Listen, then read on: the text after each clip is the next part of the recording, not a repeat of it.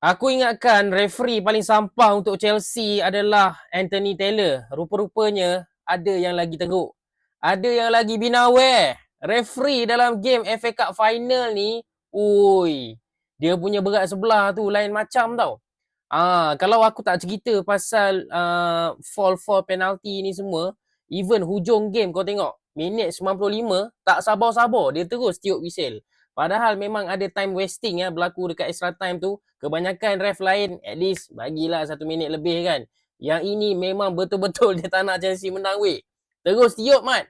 Tapi kita akan cerita sikit pasal kejadian-kejadian yang agak menyirap berlaku dalam game ni. Dan yes guys, Chelsea kalah dalam FA Cup final seperti yang aku expect.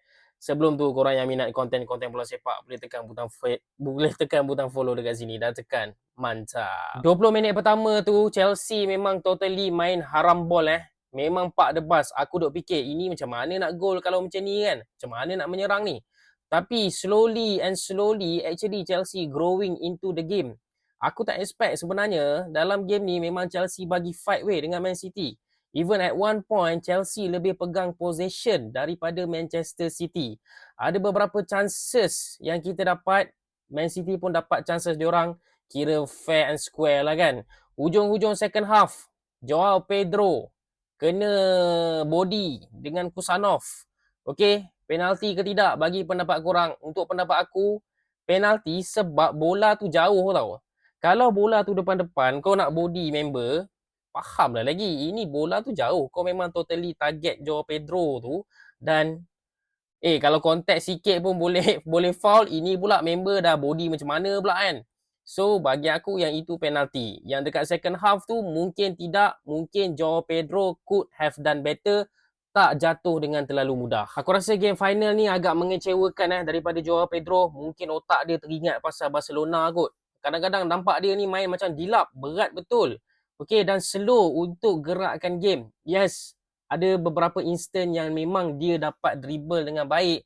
Tapi untuk Joao Pedro standard season ni, aku expect more lah dalam final ni. Even kalau kau perasan at one point Enzo marah tau dengan dia ni. Hujung-hujung tu bila Joao Pedro tak boleh kejar bola, Enzo kata, kau keluar je. Ganti dengan orang lain. Kalau kau tak nak main, ganti dengan orang lain. So Joao Pedro aku agak kecewa lah game ni. Awal-awal sebelum game aku nak tergelak. Aku ingatkan Peter Cech main balik untuk kita. Rupanya Robert Sanchez. Dia cuba mengambil aura Sanchez tu. Okay, bagi aku Sanchez for me okay lah game dia. Selain daripada gol tu tak ada apa sangat pun. Even dia punya ball distribution kadang kena, kadang tak kena. Okay, nak buat macam mana kalau gol macam tu aku rasa tak banyak keeper pun boleh save. So Sanchez for me not a bad game lah.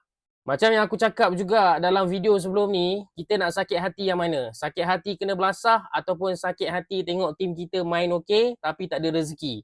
Nampaknya berlaku option yang kedua tu. Chelsea actually play better than I expected lah. Even dekat second half tu, banyak chance dah pegang possession dengan baik. Tiba-tiba Semenyo dapat peluang dan yes, bila ketinggalan 1-0 tu, kira sadakallah je lah. Lagi-lagi bila kau nampak Dilap dah masuk, Garnacho dah masuk, time tu aku dah cakap tutup je lah TV ni, tak payah tengok. Okay, sayang sebenarnya, sayang sebab ada chance, even ada peluang nak dapatkan penalti tapi ref tak bagi. So yes, Chelsea kalah 1-0. Aku rasa kemasukan Ryan Cherki dekat second half memang betul-betul memberi impak jugalah untuk Man City. Best player untuk aku mungkin Doku dan mungkin Semenyo. Haaland tak berapa sangat.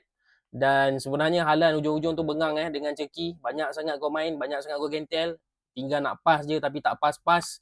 So itu perangai Cherki yang aku rasa Pep Guardiola pun tak berapa nak gemar. Tapi dia ni memang bowler. Apa-apa pun tahniah aku ucapkan kepada Manchester City atas kemenangan FA Cup final ni.